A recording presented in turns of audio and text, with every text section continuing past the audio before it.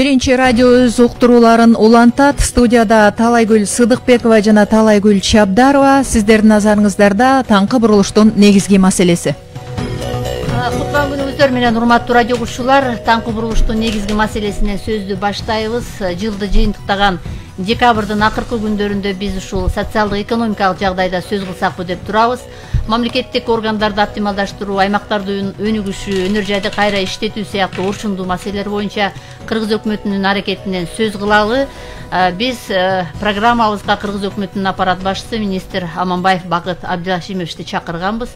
Учурдагы өнүктүрүүгө болгон кандай реформаларды жүргүзүп жатат, мына ушул убакта сөздү баштасак. Талайгүл. Саламатсызбы? Саламатчылык. Кутман күнүңүз менен, Бакыт мырза. Мына эми сурообузду ушундан баштайлы деп турабыз. Биз сиз менен бир ай мурун биздин уктурууда ушул экономиканы жандандыруу, бир айрым жагдайлар, анын ичиндеги оптималдаштыруу маселеси боюнча сөз кылган элек. Анан өзүңүз билгендей ушул баягы мамлекеттин экономикалык жактан өнүгүшү ушул өлкөнүн аймактардын социалдык экономикалык абалынын деңгээли менен аныкталат экен да. Анан мына ушул аймактагы бул нерселер албетте баягы административдик уюштуруучулук иштерге дагы көз каранды. Анан бүгүн кандай дейсиз, ушул аралыкта эмне иштерди мындай жасаганга жеткирдиңиздер? Мисалы үчүн биз баягы аймактык саясатты сиздер карап айрым бир жетекчилерге тапшырмаларды бергениңиздерди дагы биз маалымдаган элек. Сөздү анда ушундан баштасаңыз. Рахмат. Мына жаңы өкмөт ант берип ишин баштагандан баштап мына бир 2 айдан 2,5 айга жетип калды убакыт. Мына ошол мезгилде биз ар бир мезгилди текке кетирбей туура пайдаланганга аракет кылып жатабыз. Өкмөттүн эң негизги иши, эң негизги максаты биринчи мындай краткосрочный деп коелук, мындай кыска мөөнөттөгү максаты бул кышты өткөрүү, элди жылуулук менен камсыз кылуу, өз убагында үзгүлтүксүз коронавирус илдетин алдын алуу, ошондой эле төмөндөп жаткан экономиканы токтотуу, аны кайра экономикалык кайра жандандырууга жетишүү. Бул биринчи мезгилдеги алдыга коюлган тапшырмалар. Мына ушунун үстүндө күнү түнү иш алып барылып атат. Мындан сырткары, мына сиз өзүңүз айткандай, бул узак мөөнөттүү, тагыраак айтканда бир 6 айга белгиленген программанын да үстүнөн иш алып барып атабыз. Бул өкмөттүн жалпы мамлекеттик бийликтин ишмердүүлүгүн, ишин жакшыртуу. Ал үчүн сөзсүз түрдө улуттуу өзгөрүүлөргө барышыбыз керек. Бул оптимизация, бул административдик аймактык реформа, бул конституциялык реформа, бул соттук реформа, бул шайлоо мыйзамын өзгөртүү. Мына ошол биринчи конституциялык реформа боюнча мына улуттуу карама каршылыктарга карабай мына конституциянын долбоору даяр болду. Мына алдыга кетип атат. Жакында башкаруу формасын аныктоо боюнча референдум өтөт. Бул дагы абдан чоң иш. Экинчи багыт бул оптимизациялоо. Тагыраак айтканда бардык мамлекеттик органдардын ишмердүүлүгүн анализ кылып, бирин кайталаган мамлекеттик органдардын ишмердүүлүгүн жакшыртуу максатында, жоюу максатында иш алып баруу. Бул дагы абдан татаал иш. Мында биз мына 3 этаптан жүргүзүп, экинчи этабын бүтүрдүк. Ошол эле мезгилде аймактардагы бийликтердин да ишмердүүлүгүн жакшыртыш үчүн аймактык бийлик менен жергиликтүү бийликтин чогуу чаран биргелешип, бир жеңден кол, бир жакадан баш чыгарып иштөөсүнө жетиш үчүн аймактык административдик реформанын дагы долбоору даяр болду. Ошентип биз мына ушундай ишчилардын үстүнө алып барып атабыз. Ушул реформалык чечкиндүү кадамдар болуп атат мына соңку 2 ай ичинде. Мына ушуларды ишке ашырууда, анын механизмдерин табууда ушул тармактын өздөрү менен, өкүлдөрү менен, эксперттер менен өз ара мындай талдоо, анализдөө иштери жүрүп атат да. Анткени сиздер дагы ошол тиешелүү түзүмдөргө сунуштарды бергиле деп кайрылып жатпадыңыздар беле? Туура. Бул жанагы өкмөттүн ишин жакшыртыш үчүн биз аларга мындай биринчи кезекте бардык мамлекеттик органдын жетекчилерине тапшырма бердик.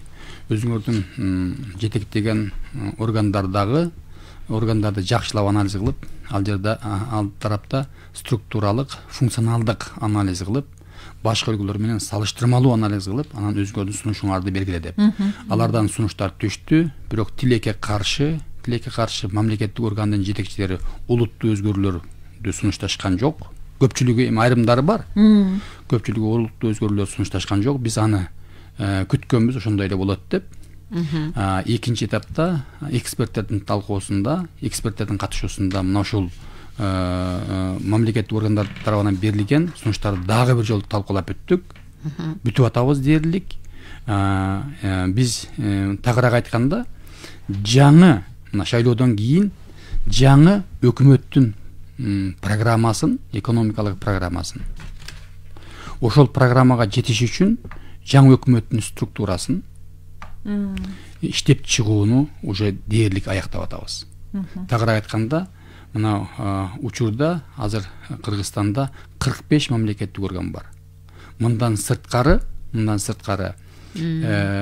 мамлекеттик ГПларды, мамлекеттик ишканаларды, акционердик обществолорду кошкондо 80ге жакын орган бар. Абдан чоң, мындай громоздкий деп коет орусча. Мамлекеттик структурада ошолордун баардыгы мындай оптималдаштырып, мүмкүн болсо бири-бири кайталагандардын баардыгын кыскартып, бириктирип, жоюп, жанагындай өкмөттүн иштеп чыккан экономикалык программасына жетиш үчүн кандай структура керек, ошол структураны азыр иштеп чыгып атабыз.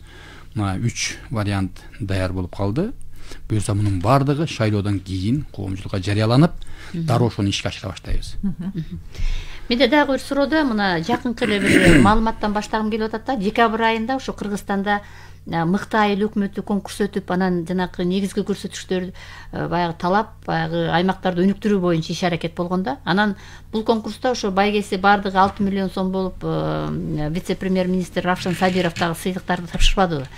Анан ушул жерде менде бир суроо пайда болуп атат да. Мисалычы, ошол ал жерде мындай эки группага бөлүнүп, бири мындай тоолуу, бири жөнөкөй жергиликтүү бийлик органдары кирген. Мисалы үчүн ошол эле жанагы Ала Бука районундагы 1-май айыл өкмөтү экен. Экинчиси бул Таластын Кара Бурасы менен мына Кара Бура району. Мына эки группага бөлүшкөн экен да. Анан негизиненчи ушул айыл өкмөттөрү баягы жеринен элдин маселесин мындай чечип калыштыбы, ушуга жетиштиби? Кантип баягы региондорду өнүктүрүүдө ушул айыл өкмөттөр таасир этип атат? Ушул жагдайда бир анализ жүргүзүп көрдүңүздөрбү? Жакшы суроо бердиңиз. Негизинен учурда соңку 30 жылда Кыргызстанда административдик аймактык реформа ишке ашырылган эмес. Кыргызстанда бүгүнкү күнү 4 баскычтуу бийлик системасы бар. Бул өкмөт, бул областтык деңгээлде, область, губернатор, андан кийин райондун жетекчилери, район, анан айыл өкмөтү 4 баскыч. Ошол эле мезгилде райондун жетекчилери акимдерге, областтын жетекчилери губернаторлорго жеткиликтүү деңгээлде ыйгарым укуктар берилген эмес. Ошол районду, областты өнүктүрүүгө. Кандайча? Тагыраак айтканда, областтын жетекчилери кадр саясатын чече алышпайт. Эч бир кадрды алмаштырып кое албайт. Аларга мындай эскертүү берип, замечание дагы жасай алышпайт. Аны алмаштырмак түгүл. Мындан сырткары область, райондун жетекчилери мына салык боюнча айта турган болсок, аларды көбүрөөк жыйноого да кызыктар эмес. Ошол эле мезгилде ошол жерде ишканалардын ачылышына да кызыктар эмес. Эмне үчүн? Анткенин себеби мына областтардын жетекчилери эгерде аларга кадр саясатын чече алышпаса, ошол эле мезгилде салыктын төлөөсүнө кызыктар болбосо, аларга мына ушул багытта иш алып барыш анча деле кызыктар эмес болбой калат да. Ошон үчүн административдик реформа бизге зарыл деп туруп, биз административдик реформанын натыйжасында биз райондордун баардыгын кыскартып, райондорду бири-бирине бириктирип, областты жоюп, аймактарды түзүп, аймактын жетекчилерине дээрлик деңгээлде, жеткиликтүү деңгээлде ыйгарым укуктарды берүүнү көздөп атабыз. Тагыраак айтканда, аймактын жетекчилери кадр саясатын жүзүгө алыш керек жеринде. Ошол эле мезгилде салыктарды, жергиликтүү салыктын дээрлик 25-30% ошол аймакта калыш керек. Ошондо гана областтын жетекчилери салыкты көбөйткөнгө кызыктар болот. Ошондо гана областтын жетекчилери кадр саясатын чечип ошол жерде жаңы жумуш орундарын ачууга кызыктар болот и ошонун үстүнөн иш алып барат.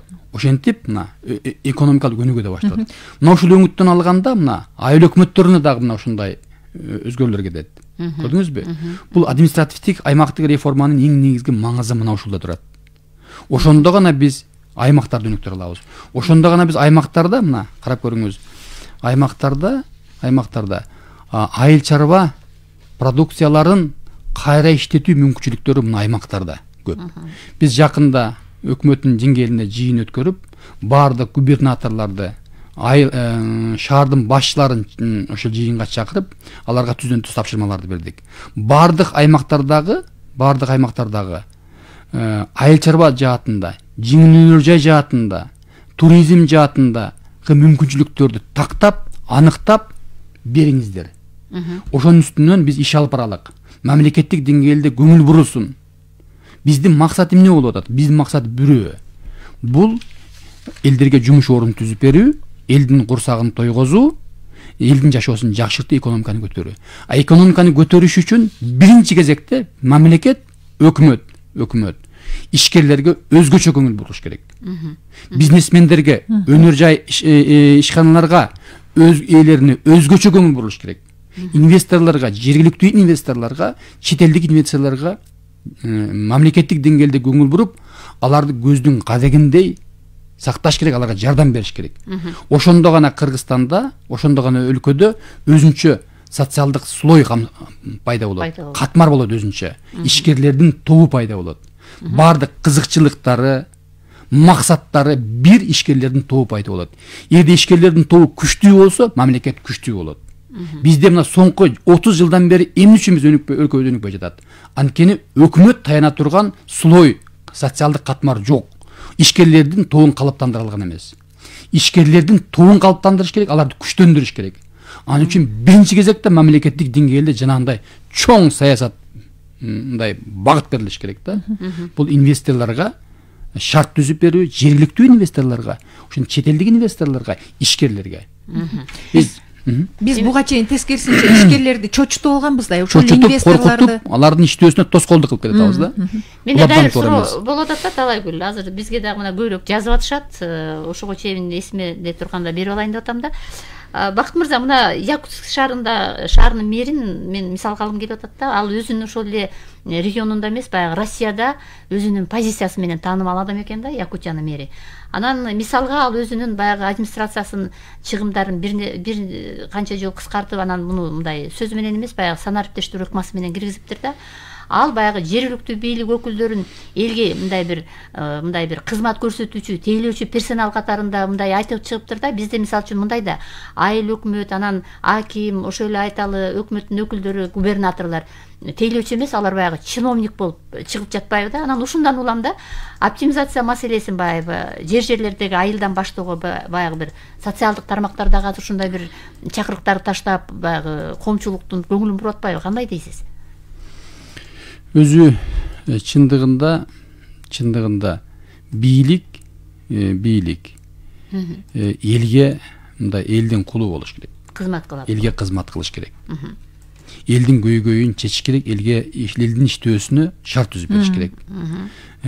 Экономикалык өнүгүүгө алып келе турган өбөлгөлөрдү түзүп бериш керек. Укуктук базаларды түзүп бериш керек. Андан кийин мындай бизнес кылыш үчүн бардык инфраструктураны даярдап бериш керек. Ошондо гана ишкерчилик өнүгө баштайт. Ошондо гана бизге инвесторлор да келе баштайт, жумуш орун түзүлөт. Бул алтын правила деп, алтын эреже деп айтсак болот. Мына башка өлкөлөрдүн тажрыйбасын карап көрбөйсүздөр? Мына Түштүк Чыгыш Азия өлкөлөрүн, Грузияны алыска барбайлык. Грузияны 2003 жылы Саакашвили бийликке келгенде Грузияда экономикалык абай абдан начар болгон. Бардык жерде, бардык тармактарда коррупция, криминалдык топтор, чиновниктер ээлеп алган. Электр энергиясы күнүнө 2 гана саат күйгөн. 3 саат күйсө сүйүнүп кол чабышкан. Үйлөрүндө мына интернеттен деле карасаңыздар болот, үйлөрүн от жагып жылытышкан. Көп кабаттуу үйлөрдө. Мына ушундай оор акыбалда болгон. Ошондо мына жаңы бийлик келип радикалдуу, кардиналдуу өзгөрүүлөргө барган. 80% эли Грузияны ошол мезгилде жаңы бийликти колдогон. 80% эл. Ал эл эмнени колдогон? Ал эл ошол жаңы бийликке мандат берген, өлкөнү өзгөрт. Коррупционерлерден тазала, криминалдан тазала. Бардык тармактарда реформаларды алып жасап өлкөнү өнүктүр деп. Мына ошондой реформалар жасамай сайын өлкөдө өнүгүү болбойт. Айрым учурда айтышат, бизде жаратылыш байлыктары бар, Кудай берген биздин немебиз бар депчи. Бирок дүйнөлүк тажрыйбаны карап көрсөңүздөр, жаратылыш байлыктары мол болсо дагы, эгер ал жерде коррупция болсо, криминал ошол жерде үстөмдүк кылып атса, ал жерде экономикалык өнүгүү болбойт. Ошон үчүн сөзсүз түрдө бийлик конкреттүү реформаларга барыш керек. Эффективдүү өкмөт түзүш керек. Биринчи, өкмөт сааттай натыйжалуу иштеш керек. Жоопкерчилик болуш керек. Жоопкерчилик мамлекеттик деңгээлде жоопкерчилик болуш керек. Андан кийин сот, адилеттүү сот системасы болуш керек. Ана адилеттүү шайлоо системасы болуш керек. Бул эрежелер тилекке каршы Кыргызстанда мына өзүңөр көрдүңүз, соңку 30 жылдан бери түзүлбөй келет. 2010 жылдагы революциядан кийин да Кыргызстанга мына ушундай мүмкүнчүлүк берилген белгилүү топко. Мына сиздер Кыргызстанды каалагандай өнүктүргүлө деп. Алар айтышкан, бизде чындыгында парламенттик мамлекеттик башкаруу кылабыз, парламенттик демократия орнотобуз деп. Бирок тилекке каршы алар элди алдап коюшкан. Натыйжада Кыргызстанда 9 жолу өкмөт баш алмашты 10 жылдын ичинде. 2,5 миллиард доллар карыз болдук. Биз ошолордун бардыгын көрүп турабыз. Элдер азыр ишенип атат. Элдин ишеними көпкө созулбайт. Ошон үчүн жоопкерчиликти алып туруп, мына биз жоопкерчиликти алабыз. Биз олуттуу реформаларга барабыз. Бизге мүмкүнчүлүк бергиле деп, мына азыр шайлоого чыгып аткан мезгил болуп атат. Эл буюрса президент шайлоодон кийин аныкталат, ким кайсыл топко эл ишеним көрсөтөт. Ошол топ сөзсүз түрдө эч нерсеге карабай, элдин кызыкчылыгы үчүн, элдин кылыч үчүн реформага барыш керек. Реформага барбаса өзгөрүү болбойт. Бизде мына бардык тармактарда мына коррупциялашып кеткен. Бардык тармактар коррупциялашып, чиновниктер криминалдык топтор ээлеп алышкан. Ошолордун бардыгын биз разрушать этишибиз керек. Бакыт Абдилашимович, дагы бир маселе, мына соңку ошол октябрдагы окуядан кийинки олуттуу маселе бул калктын жанагы социалдык чөйрөдөгү социалдык төлөмдөр жана башкалар болчу да. Эл ичинде ар кандай кептер айтылды. Албетте бардык эле жанагы өлкөнү алдыга өнүктүрүп кетүүгө макул болуп кол чаап тургандар эмес, ага каршы ар кандай сөз тараткандар дагы болду. Мисалы, жаңы жылдан кийин социалдык төлөмдөр төлөнбөй калат экен, анан эл пособие албай калат, пенсия албай калат деген маселе жаралып атты эле да. Жакында өкмөттүн маалыматы чыгып атат, бул боюнча да каржы булагы даяр болду деп, ушул жөнүндө да айтсаңыз, Россиядан алынган учурдан пайдаланып, мен бардык кыргыз элине, кыргыз журтчулугуна айтып койгум келет. Пенсия пособиялар убагында төлөнөт. Айла акылар берилет. Мына кышка даярдыкта жакшы, буюрса, мына биздин вице-премьер-министрибиз Сабиров Рашан Азатович аябай жакшы алып барып атат бул жакта. Кышка даярдыкты көрүү боюнча. Кыштын күнү дагы элибиз үзгүлтүксүз жылуулук менен камсыз болот. Мына ковид маселесинде дагы болгон күчүбүз жумшап атабыз. Айлыкты өз убагында берилет. Бул биринчи жагы. Экинчи жагы эми мына ошол төмөндөп жаткан экономиканы токтотуп туруп, аны кайра жандандыруу процесси бизде азыр эң негизги тапшырма болуп турат. Себеби мына соңку 6 айдан бери экономикалык төмөндөп уланып келип атат бизде. Бул ковидке байланыштуу, бул чек аралардын жабылышына байланыштуу. Анын негизинде көптөгөн ресторандар, кафелер, ишканалар иштебей калды. Экспорт азайып кетип атат, көрдүңүздөрбү? Ошолордун бардыгы экономикалык өнүгүүгө тескери таасирин тийгизип атат. Ошолорду жандандырыш үчүн мына биринчи кезекте эмне болду? Жаңы бийлик келип, бардык Кыргызстанда иштеп аткан, токтоп калган ишканаларды кайра жандандырууга жетиштик. Мына Тоокен ишканалары биринчи кезекте, токтоп калган ишканалардын дээрлик бардыгы кайрадан иштей баштады. Барып мамлекеттик деңгээлде мамлекет башчысы барып туруп, биз силерге өзгөчө жардам беребиз, өзгөчө көңүл бурулат деп убада берип, алар уже иштей башташты. Бул да жакшы көрүнүш. Ошол эле мезгилде биз баардык губернаторлорго, жергиликтүү бийликтерге тапшырма бердик. Жергиликтүү ошол жерде акча көп талап кылбаган, акчаны көп талап кылбаган өндүрүштү уюштура баштайлык деп аныктап. Бул кандай өндүрүштөр? Бул айыл чарба тармагындагы кайра куруу, ишканаларын куруу. Бул мындай тажрыйбаны биз башка өлкөлөрдөн көрө алсак болот. Мисалы, Түштүк Чыгыш Азия өлкөлөрүндө мына ушундай иш менен кетишкен. Алар биринчи кезекте экономиканы жандандырууда, жумуш ордун түзүүдө сырттан инвесторлорду күтүп отурган эмес. Ички инвесторлордун мүмкүнчүлүгүн туура колдонушкан. Тагыраак айтканда, мына айыл чарба продукцияларын кайра иштетүүдө Кыргызстанда аябай көп мүмкүнчүлүктөр бар да. Мына Баткенде өрүктү кайра иштетип, аны кургатып, жогорку деңгээлде сортировка кылып, упаковка кылып экспортко чыгарсак болот. Баткенде немеде Таласта төө бурчакты өндүрүү боюнча дүйнөлүк деңгээлде чыгарсак болот. Өндүрүп, анын сапатын жакшыртып, кайра иштеткенде биз сырье түрүнөн сатка караганда бир нече кымбат сатабыз. Ошон үчүн кайра иштетүүнү калыптандырыш керек.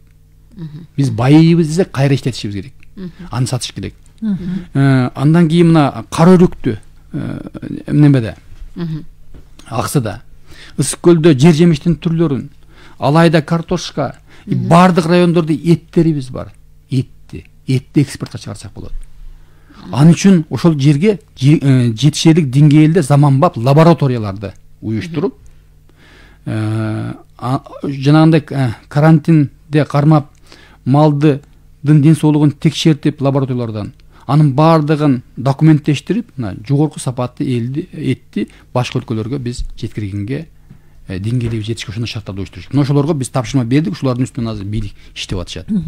Жакшы экен, урматтуу радио каармандар, эсиңиздерге салып коелу, биздин студиянын мейманы Кыргыз Республикасынын өкмөтүнүн аппарат жетекчиси министр Аманбаев Бактыбек Абдулашимович. Эгер сиздерде суроолор болсо 0502 39 21 90, 0312 39 21 90 телефондор аркылуу кайрылыңыздар. Угармандар, байланышка чыккан чакта дагы бир суроо берейин. Мына сиз азыр айттыңыз, ошол чын эле Тоо Кен жанындагы айрым компания ишин жандандырганын дагы биз маалымдап атабыз. Анан премьер-министрдин милдетин аткаруучу Артем Новиков жакында эле ошол Жалал Абадка болгон иш сапарында региондорду өнүктүрүүдө баягы бизнес өкүлдөрүнүн чоң салым кошуп жатканын белгиледи. Анан ишкерлерде мындай бир чоң потенциал бар, бирок жергиликтүү бийлик баягы керектүү шарттарды түзбөй жатат деп айтты да.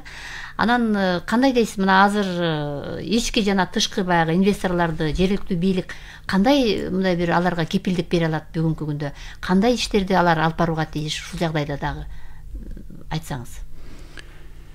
Экономиканы көтөрүш үчүн бизге эки нерсе керек.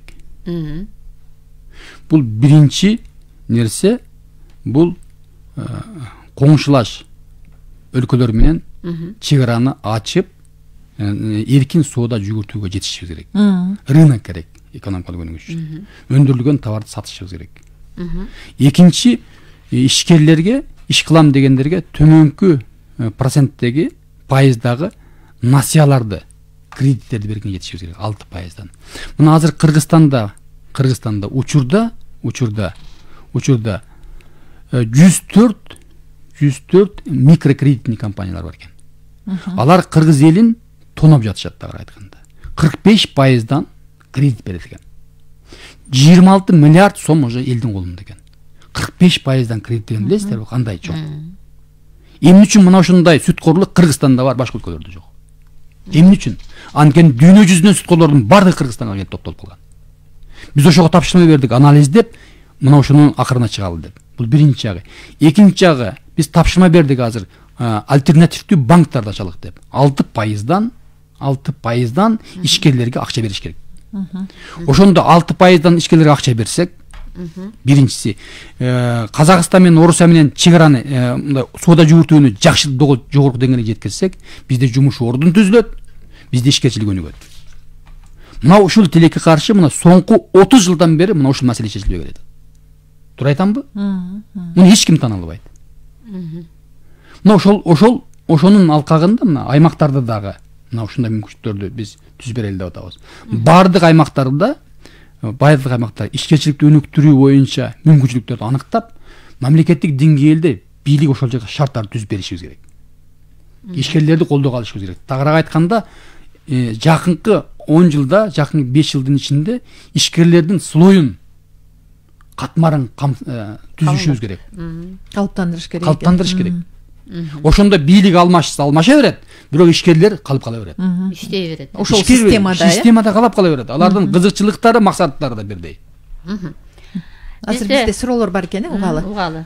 Саламатсызбы? Кийинки угарманды кошуп койсоңуз, саламатсызбы? Угуп жатабыз сизди. Алло. Угуп жатабыз. Алло. Угуп жатабыз, айтыңыз. Саламатсыздар, талайгүл. Саламат жок. Келе жаткан жаңы жылыңыздар менен. Рахмат. Мен Сокулуктан, Райымгүл. Мен Бакыт мырзага мындай суроом бар эле. Бакыт мырза. Угуп атам агай. Мына сизди биз дайыма угуп атабыз. Телевизордон болобу, радиодон болобу, аябай кунтугай угуп атабыз. Мына айтып атканыңар, мына көп жылдан бери, 30 жылдан бери эл бүткөн, эл үмүт кылган нерселерди абдан туура айтып атасыңар. Мына эгерде ушул сөзүңөрдү айткан, баягы мурунку бийликте айтып койгон эчтеке кылбасаңар, анда Кыргызстан деген мамлекет бул жер жүзүндө жок болот картада. Мына эл колдоп атабыз, сүйрөп атабыз. Мына Садыр Нуркожоевди колдоп атабыз, тикебестен түк туруп. Эгерде силер ушундай иштеп берсеңер, өзүңөр айткандай элге биринчи жолу мына Кудай таалам боорду окшойт, эл өзүнүн киши президент кылып көргөзүп атат. Буга чейин бизге эч ким сураган эмес, ала кишини өздөрү президент кылып анан эмне болду аян көрүп атабыз. Эмне мынакей, Бакыт мырза. Угуп атам агай. Туура нерсе айтып атасыз, ушуну эң негизги жана кадровый вопросты чечкиле. Баягы бөдөлөн сойсун, касапчы сойсун деген кыргыздын бир жакшы сөзү бар.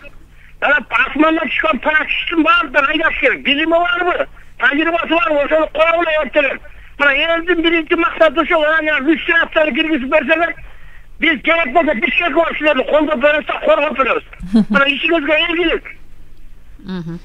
Kırgızstan'ı sağlığa yaşarız. Yani şunu arayıp Dagı bir. Rahmat sizge dagı bir ugarmandı kabul alalı. Bakıt Mırza andan çoğu cevap berip koysoңуз. Саламатсызбы? Угуп жатабыз сизди. Саламатсызбы? Угуп жатабыз.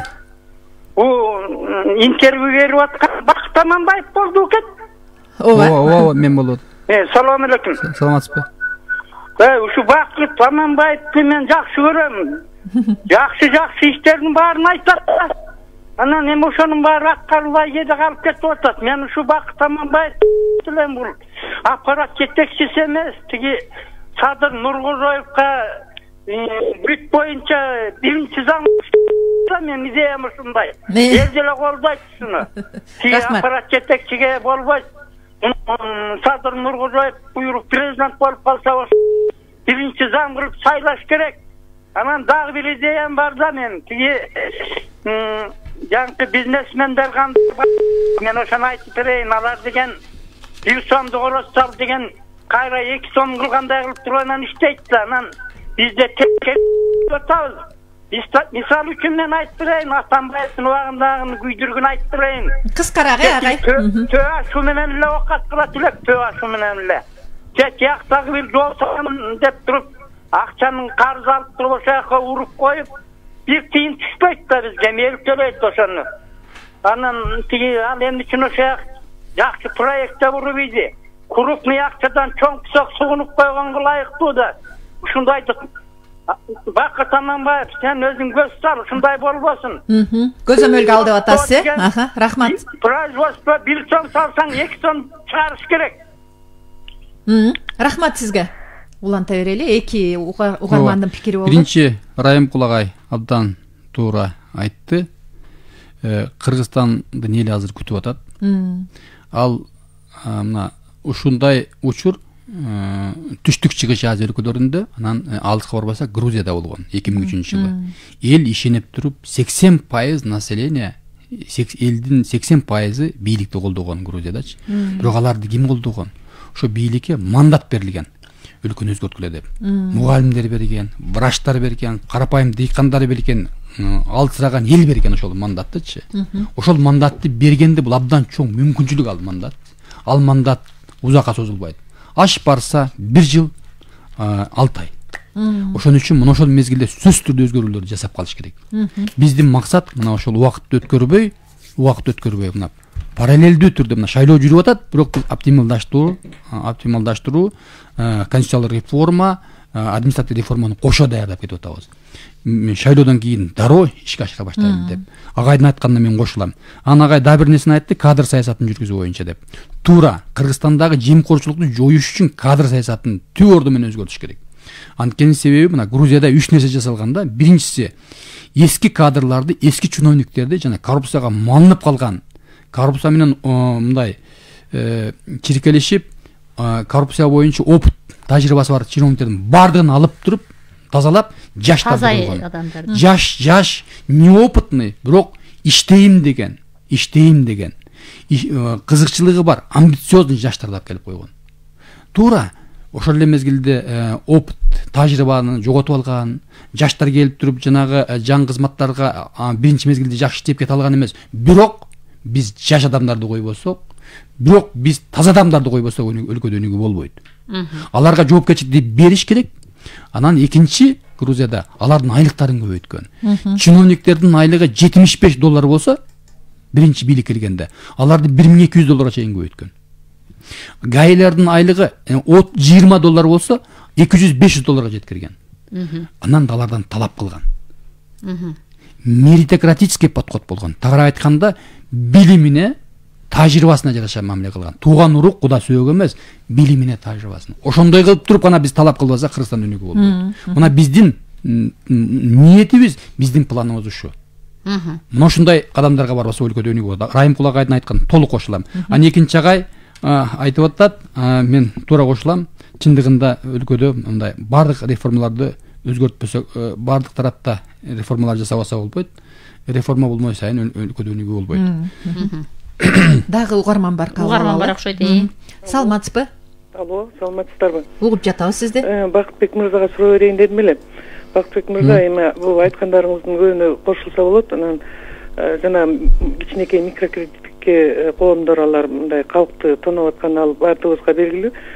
Бирок силер жана альтернативдик банктарды түзөбүз деп атасыңар. Ошонун устаттык фонддору каяктан келет? Анткени микрокредиттик эме банктар алар бат-бат иштеп мобилдүү болуш керек. Анан бизде ички тышкы инвесторлордун потенциалы азыр мындай аябай эме болуп атат. Түшүнүксүз болуп турган учур. Ошол суроомо жооп берип койсоңуз, анан жанагы административдик территориалдык өзгөрүүлөр бизде Кыргызстанда болуп эле келген. Анан жанагындай аймак деп областтардын аты область бойдон калат да, эми аймактык дегенде административдик территориалдык областтардын мурда бириктирип көргөнбүз. Анан эми ошонун кандай эффективдүүлүгү, ошонун жанагындай мыйзамдык укуктук ченемдери батыраак мындай иштелип чыгыш керек. Ошол жагын түшүндүрүп койсоңуз жакшы болот эле. Мен Улуттук университеттин доценти Жунушева Сайкал Орозовнамын. Рахмат. Рахмат сурооңузга. Сайкал Орозовна жакшы суроо берди. Мына биринчиси микрокредитный компаниялардын ишмердүүлүгү боюнча. Эже өзү дагы мойнуна алып атат. Чындыгында биз банктар, микрокредитный компаниялар, анан банктар дагы заманга талаптарга ылайык иш алып барыш керек. Ли Куан Ю убагында Сингапурда айткан, эски банктаргачы же силер ишиңерди жакшы жаңы талапка ылайык иш алып барышыңар керек, мобилдүү болуш керек. Жанагындай консервативный болуп туруп кредитти берүүдө көптөгөн олчойгон аткарууга мүмкүн болгон талаптарды коюп алып, элдерге акча бербей кыйнап отурбай, силер өзүңөрдүн иштөө принцибиңерди өзгөртүшүңөр керек. Же болбосо силер пайдаңардан айрыласыңар. Өзгөрүлгүлө, же болбосо өзүңөрдүн алып аткан пайдаңардан силер айрылып каласыңар деп. Ошол сыяктуу да биз азыр банктарга биз талап коюшубуз керек. Мунун негизги немеси биз башка өлкөлөрдүн элчиликтери менен сүйлөшүп атабыз азыр. Альтернативдүү банктарды ачып, конкуренцияны биз түзүшүбүз керек, атаандаштыкты түзүшүбүз керек. Ошондо гана айла жоктон азыркы 15-20%га чейин берип аткан банктардын баары түшөт. Бул биринчи жагы. Мунун чечүүнүн жолу бар. Биз белгилүү тармактарга, белгилүү мамлекеттик органдарга тапшырма бердик, мунун үстүнөн иштеп атышат. Бизге кызыккандар бар, келип банк ачабыз дегендер да бар. 6%-тен жогору эмес. Бул дүйнөлүк тажрыйба. Бул керек Кыргыз элине, Кыргыз мамлекетине керек. Бул биринчиси. Экинчиси, аймактар боюнча биз эмне үчүн аймактык реформаларга баралы деп атабыз.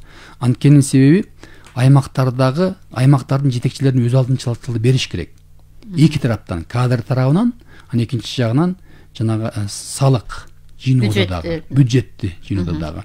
Ошон үчүн биз райондорду бириктирип, мына карап көрбөйсүзбү? Мына Сайкал Орозуна. Кыргызстанда канчадаган райондор турат? Райондор. Ар бир райондо өзүнүн райондук администрациялар турат. Бухгалтерия, канча деген адамдар иштеп атат, анан ал жерде канча деген акча мамлекеттин эсебинен кетип атат.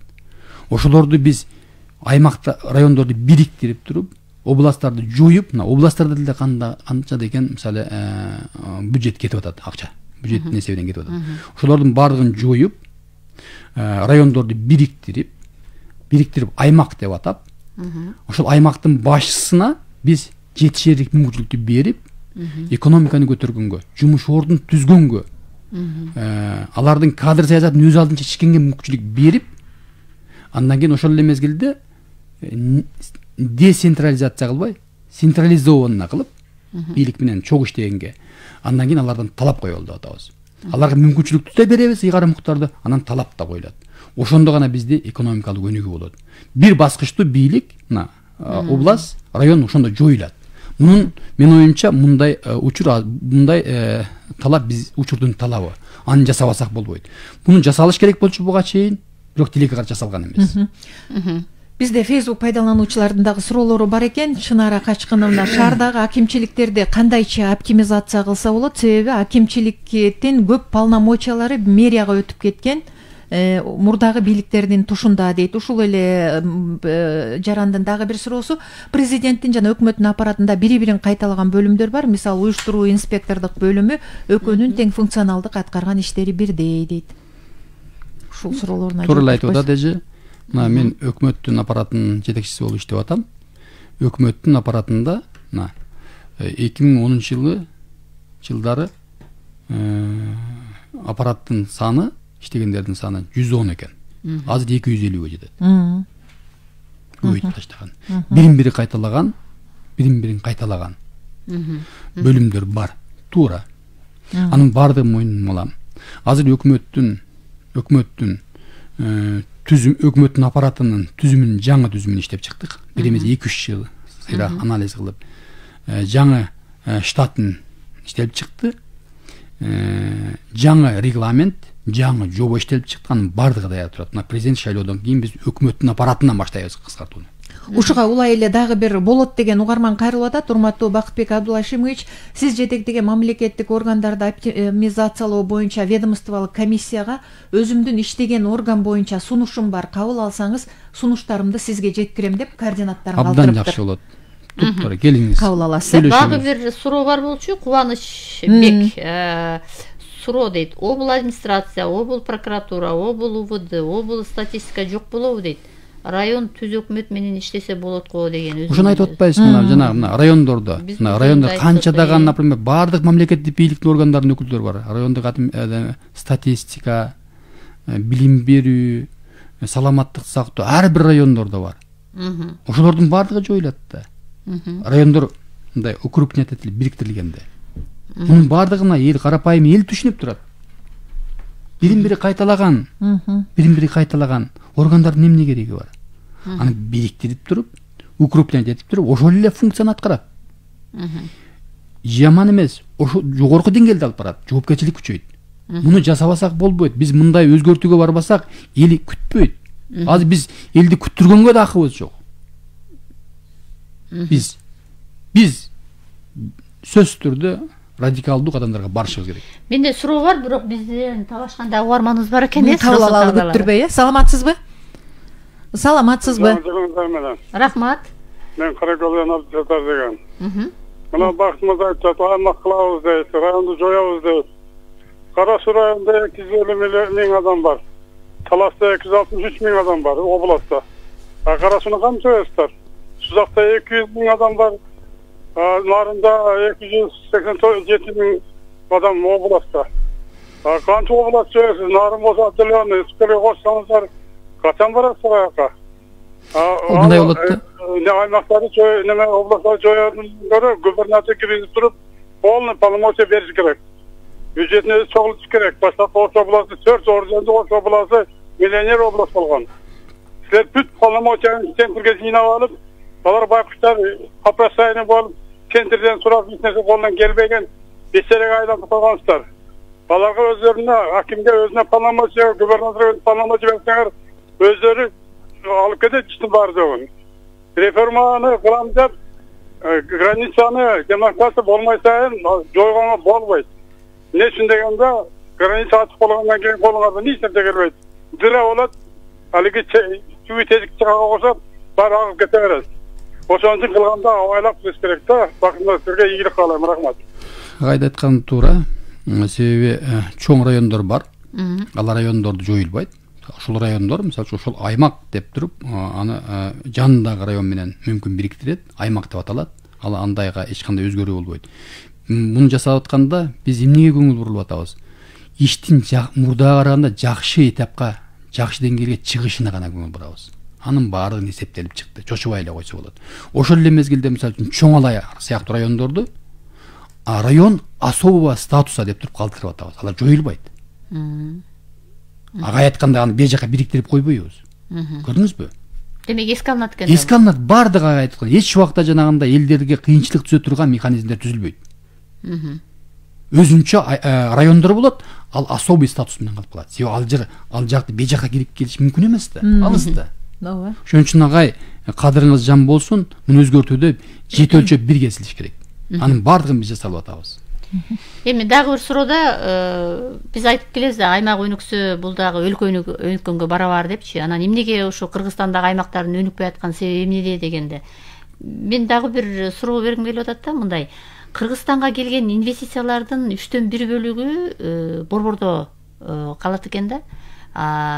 Жок, 1/3 көбүрөөк бөлүгү борбордо калат экен да. Мисалы үчүн, демек бул баягы шаардын, жашоо шарттын, баягы жумуш орундарын түзүлүшү менен жакшыраат депчи. Анан мисалы жумушсуздук, ошол жумуш менен камсыз кылуу жаатында дегенде, биз ушул жагдайда белгилесек болобу? Мисалы үчүн ошону мындай бир баягы шаар менен айылдын ортосундагы ажырым пайда болбош үчүн, балким ошол финансылык жагдайларды дагы мындай бир туура бөлүштүрүүдө баягы дисбаланс же да бир башка нерселер кетип аткандар. Мына кептин бар ошондо болуп атпайбы? Маселен, областтын губернатору бар, бирок анда ыйгарым укугу жок. Салык боюнча жергиликтүү бюджетти ал чечпейт. Кадр саясатын чече албайт. Жөн эле өкмөттүн өкүлү. Карап көрбөйсүздөр. Муну моюнга алышыбыз керек да. Мына ушундай көрүнүш, мына соңку 30 жылдан бери уланып келатат го. Эмне үчүн биз ошону көрүп туруп, биз ушуну оңдобошубуз керек. Ага мүмкүнчүлүктү бериш керек, адам талап кылышыбыз керек да. Бул биринчи жагы. Экинчи жагынан биз айыл жергелерин өнүктүрүшүбүз керекпи? Айыл жергелерин өнүктүрүш үчүн биринчи кезекте ошол алыскы айылдарга, чегара айылдарга биз өзгөчө мүмкүнчүлүктөрдү беришибиз керек. Тагыраак айтканда, ким чегара айылдарга, мисалы үчүн, жумуш орун түзө турган болсо, аларды салыктан бошотушубуз керек. Жеңилдиктер бериш керек. Бул биринчи жагы. Экинчи жагынан микрокредитный компаниялар бар Бишкекте. ГИК деген. Государственный ипотечный компания. Микрокредитный да. Государственный мамлекеттик ипотечный компания. Ошодон биз алынган мүмкүнчүлүктү айыл жергесине багытташыбыз керек. Айыл жергесиндеги жанагы чыгараларда жайланышкан, айыл жергесинде жумуш орундарда иштегендер, ошолорго биз жеңилдеткен кредитти беришибиз керек. Ошондо ошол жерде эл качпай айылда калат. Туура айтамбы? Баягы ички тышкы миграцияны да токтотобуз, жумуш орундары да пайда болот. Ошол жерде жумуш орун болсо айылда, налогдон бошотулса, мисалы үчүн, ал Ош шаарына кургандан көрө районго куруп коет жумуш орунду. Жумуш орун түзсө болот. Жумуш орун түзгөнгө толук мүмкүнчүлүктөр бар бизде. Анын баардыгын эсептеп чыгып атабыз. Маселен, мына жеңил өнөр жай тармагында, же болбосо айыл чарбанын тармагында, же болбосо мына туризм тармагында толгон токой мүмкүнчүлүктөр бар. Туризм тармагында этнотуризм, же болбосо айыл туризмин өнүктүрсөк болот. Ошол боюнча биз бардык аймактарда мүмкүнчүлүктөрдү аныктап чыгып атабыз азыр. Мисалы үчүн биз буга чейин карап көрсөңүздөр, айыл маданият тармагы мындай эң акча пайдасы жок, акча таппаган тармакка таралып келген. Чындыгында маданиятыбызды биз туризм менен айкалыштырып, ишкерчилик менен айкалыштырсак, көптөгөн мындай пайданы, прибыльди, акчаны ошол жактан тапса болот. Мисалы үчүн, мен Германияга бардым. Германияда пивной фестивалга катыштым. Жылына бир жолу пивной фестиваль болот. Бул маданият. Немистердин ошо маданиятын када салтынын бир бөлүгү миллиондогон долларларды келип атат. Ушул сыяктуу биз дагы кыргыздын кылымдардан бери келаткан маданиятын, каада салтын, тарыхын, үрп адатын менен биз туристтерди чакыра алабыз. Эмне үчүн, мисалы үчүн биз белгилүү райондорду биз экологиялык таза район деп жарыялашыбыз эмес. Мыйзам негизинде жарыяласак экологиялык таза район деп, ал жака эч кандай техниканы киргизбей, кыргыздын нукура каада салтын ошол жактан көрө аласыңар деп туруп, инфраструктураны түзүп койсок болбойбу? Ошон үчүн биз ошондой аймактарды да аныктап атабыз тизмесин. Мамлекеттик деңгээлде колдоо бериш керек. Бизде эң негизги көйгөй эмне болуп атат? Бизде көйгөй азыр мамлекеттик деңгээлде уурлукка негизделген биз жоопкерчиликсиз системада болуп атат. Жоопкерчиликсиз система. Мына парламенттик мамлекеттик башкаруу мына 2010 жылдан бери көрбөдүкпү? Талап тоноого негиз берген. Башаламандыкка негизделген, жоопкерчиликке негизделген система. Ушундан коррупция 2010 жылдан бери мына 10 жыл бийликте отурду. Ким жоопкерчилик тартат? 2,5 миллиард доллар карыз алдык. Ким жоопкерчилик тартат? Айтып бериңиздерчи. Ким жоопкерчилик ошого? Эч ким жооп бербейт. Эч бир партия жооп бербейт. Эч бир депутат жоопкерчилик тартпайт. Себеби ошондой системаны түзүп алышкан. Аларга мына ушундай система ыңгайлуу. Эртең дагы шайлоо болсо ошолор келет. Ошон үчүн алар жанталашып, мына ошондой системаны кыйратууга жол бербей атышат. Карапайым эл ошонун бардыгын түшүнүп атат. Өзгөртүш керек деп мамлекеттик системаны. Жаңы бийлик айтып атат, жоопкерчиликти алалык.